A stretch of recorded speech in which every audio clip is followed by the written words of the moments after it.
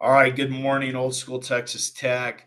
Um, Happy Christmas Eve, or happy holidays, or whatever it is that you celebrate.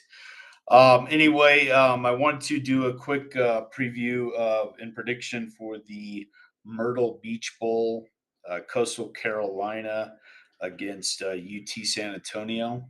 So I went and kind of did a little review of each of their seasons. Coastal Carolina, I know I believe they've had some coaches poached in recent years, but the guy that's leading Coastal Carolina now is a gentleman by the name of Tim Beck, quarterback Vasco, 2,100 yards passing, 54.6% completion percentage, and 14 touchdowns, eight interceptions. He also contributes a little bit to their passing game. From what I can tell, it looks like they're pretty balanced on offense, even though they do try to spread the ball out in the passing game a little bit. Looks like they're about 2,100 yards on the ground and about maybe a little bit more than that in the air because I think the backup quarterback played some.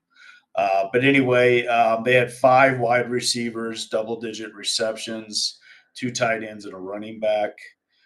Bennett and Washington are their two primary ball carriers, 6.5 a carry, 5.3 a carry. And like I said, Vasco also contributes in their running game. He actually had five touchdowns on the ground.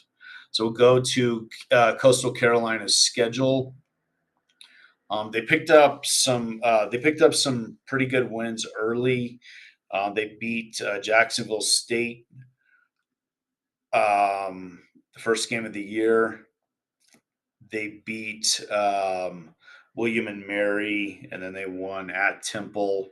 Lost to Virginia, beat Old Dominion, lost to James Madison, lost to Louisiana, lost at Troy. Then they beat Appalachian State, and then they beat Georgia State. All right, so let's go through.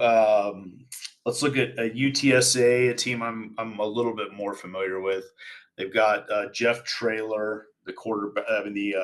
Not quarterback. I need more coffee. Head coach, who kind of like Texas Tech head coach Joey McGuire. Came from the high school ranks. Those two guys have a lot of connections. I think they're pretty good friends from what I know.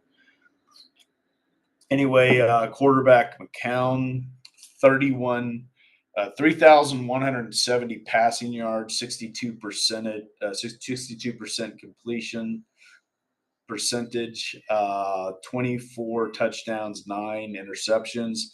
They had 11 players with double digit receptions on the year.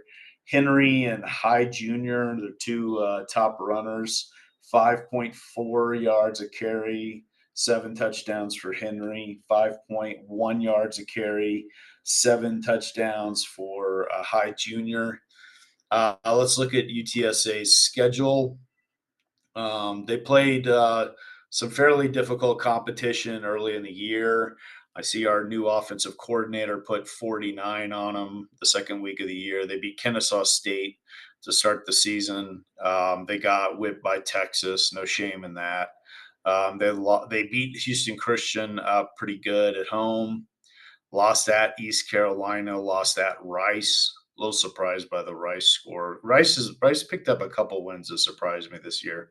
Florida Atlantic, they beat them 38-24 in San Antonio.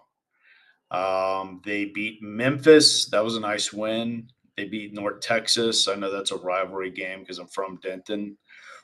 Temple, they beat 51-27. Um, all of their yeah, all of their six wins were at home this year. They did not win away from the Alamo Dome. So they're going to have to go to South Carolina. I have to say, though, I like their chances because Coastal Carolina gives up 4.5 yards a carry. They're giving up 180 yards on the ground a game, 225 through the air. Um, UTSA does a good job getting teams off the field on third down. Almost 70% of the time, they're doing that.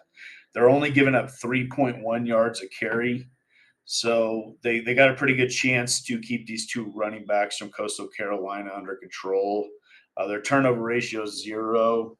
They give up about 274 through the air, which is not necessarily, from what I can tell on paper, is really not necessarily Coastal Carolina's strength. They give up about UTSA gives up about 110 on the ground.